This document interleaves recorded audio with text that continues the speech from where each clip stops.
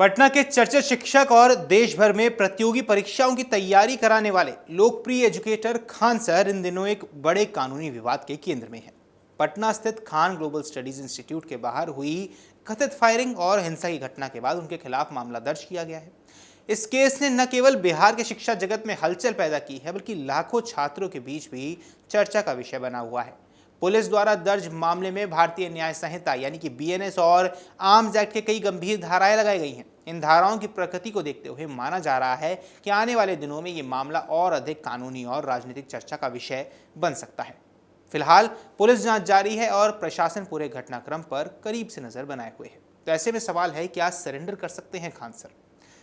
Firing मामले के बाद सबसे बड़ा सवाल यही है कि क्या खान सर खुद अदालत में आत्मसमर्पण करेंगे। पुलिस सूत्रों की माने तो फिलहाल प्रशासन बेहद सावधानी के साथ आगे बढ़ता हुआ नजर आ रहा है।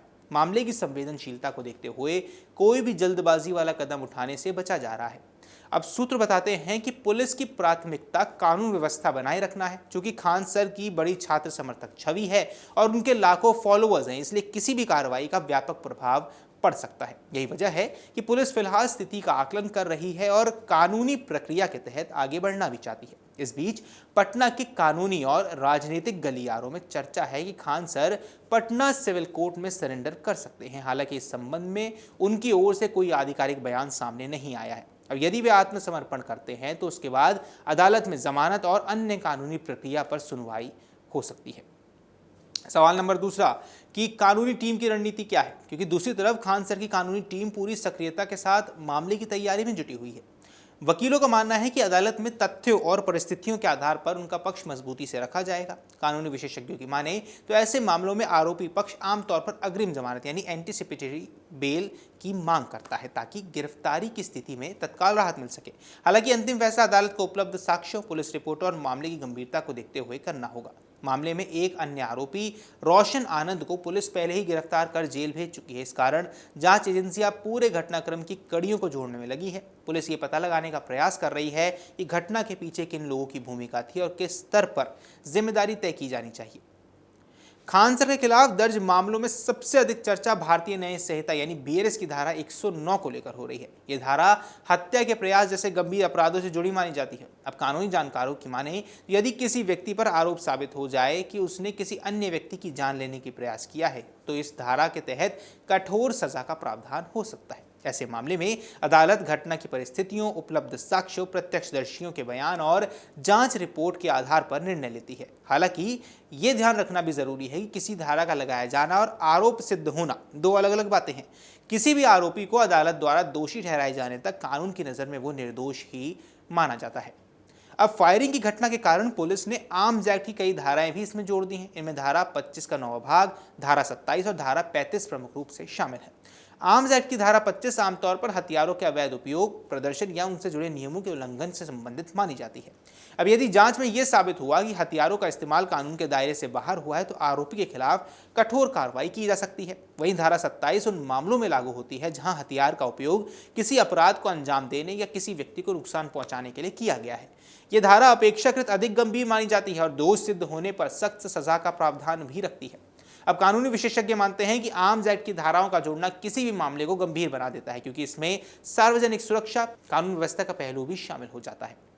इस पूरे मामले का सबसे जटिल पहलू आर्म्स एक्ट की धारा 35 को माना जा रहा है। यह धारा संयुक्त जिम्मेदारी यानी जॉइंट लायबिलिटी से संबंधित है।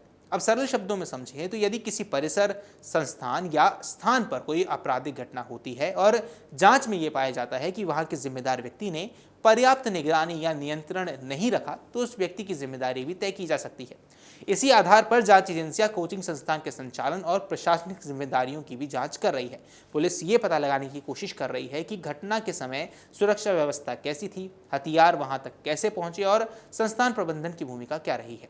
यही कारण है कि यह धारा मामले को और ज्यादा संवेदनशील बना रही है। अब अगर जांच एजेंसियां पर्याप्त साक्ष्य जुटा लेती हैं तो ये कानूनी लड़ाई और ज्यादा जटिल हो जाएगी।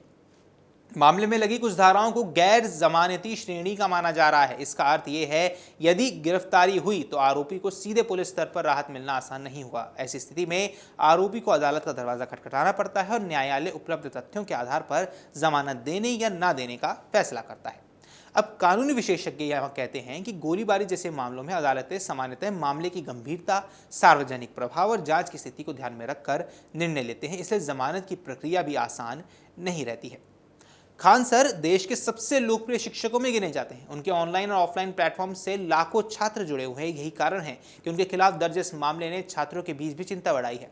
सोशल मीडिया पर उनके समर्थन और विरोध दोनों में प्रतिक्रिया देखने को मिल रही है। एक वर्ग का कहना है कि कानून को अपना काम करने देना चाहिए, जबकि दूसरा वर्ग का मानना है कि जांच पूरी होने से पहले किसी निष्कर्ष पर नहीं पहुंचना चाहिए। फिलहाल पूरे मामले की जांच जारी है। पुलिस सबूत जुटाने, गवाहों का बयान दर्ज करने और घटना की परिस्थितियों को समझने में लगी हुई है। दूसरी ओर खान सर और उनकी कानूनी टीम संभावित कानूनी विकल्पों पर काम कर रही है। आने वाले दिनों में ये स्पष्ट होगा कि क्या खान सर अदालत में आत्मसमर्पण करते हैं, क्या उन्हें अग्रिम जमानत मिलती है और जांच एजेंसियां इस मामले में कौन कौन से नए तथ्य सामने लाती है। फिलहाल इतना तय है कि पटना की घटना एक साधारण कानूनी विवाद से कई ज्यादा बड़ी बन चुकी है। देश भर में लाखों छात्रों के बीच लोकप्रिय खान सर के लिए अब ये केवल छवि का नहीं बल्कि एक गंभीर कानूनी परीक्षा का भी समय है, जिसका परिणाम आने वाले दिनों में सामने आने वाला है। बाकी इस पर आपकी जो कुछ भी राय है हमें कमेंट सेक्शन पर जरूर बताएं। फिलहाल के लिए इस वीडियो में इतना ही। नमस्कार। अगर आप ये वीडियो YouTube पर देख रहे हैं तो हमारे चैनल को सब्सक्राइब कर बेल आइकन दबाएं और Facebook पर देख रहे हैं तो हमारे पेज को लाइक करें।